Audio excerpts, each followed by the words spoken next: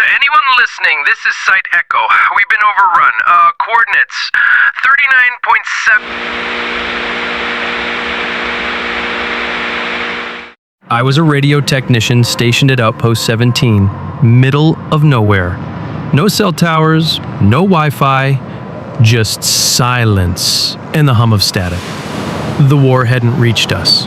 Not yet. But something was coming. You could feel it in the cold. You could see it in the sky, gray. Like the world forgot how to dream.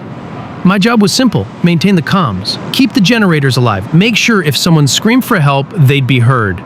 But for months, there was nothing. Just silence and static. I used to fall asleep listening to the buzz of dead frequencies. Until one night, the silence broke. It was 3:12 in the morning when I heard it. A voice, faint, broken. To anyone listening, this is Site Echo. We've been overrun.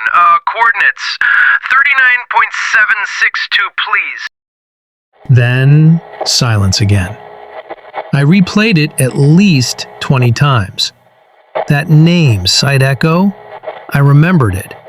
An old facility shut down after the first bio-attacks. Everyone said it was lost. But that voice didn't sound military. It sounded young, maybe 17, and terrified. I knew protocol, report it, log it, let command handle it. But I couldn't. Not this time.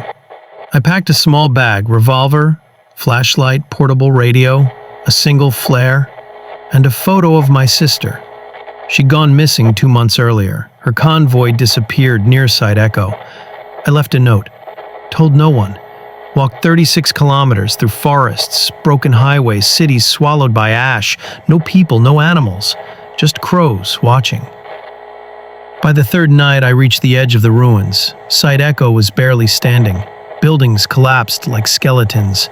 The ground was scorched. Something horrible happened there. I pulled out the radio. Site Echo, this is Outpost 17. I received your signal. I'm here. Do you copy? Silence. Then a whisper. Help me. Below. I followed the sound to a half-buried steel hatch near a collapsed watchtower. I forced it open, climbed down into the dark. The smell hit me first. Rot.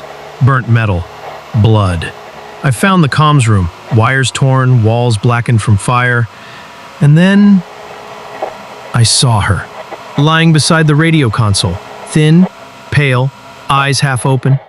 It was my sister. She'd wired herself into the system somehow, using battery scraps and her own blood to power a signal.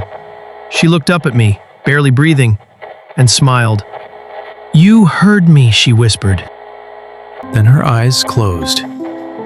I screamed, shook her, but it was too late. The flare in my pocket, maybe from a spark, maybe from fate, lit up. Fire spread, the whole place began to burn. I carried her out. 2 days later, a patrol found me on the road. I was half mad, dehydrated, muttering numbers over and over. They buried her with honor, said she saved dozens with the signal she sent. They even gave me a medal. But none of it mattered, because late at night, I still turn on the radio. Not to listen for distress calls, not for orders, not even for voices, just for that static. Because sometimes when everything's quiet, I still hear her.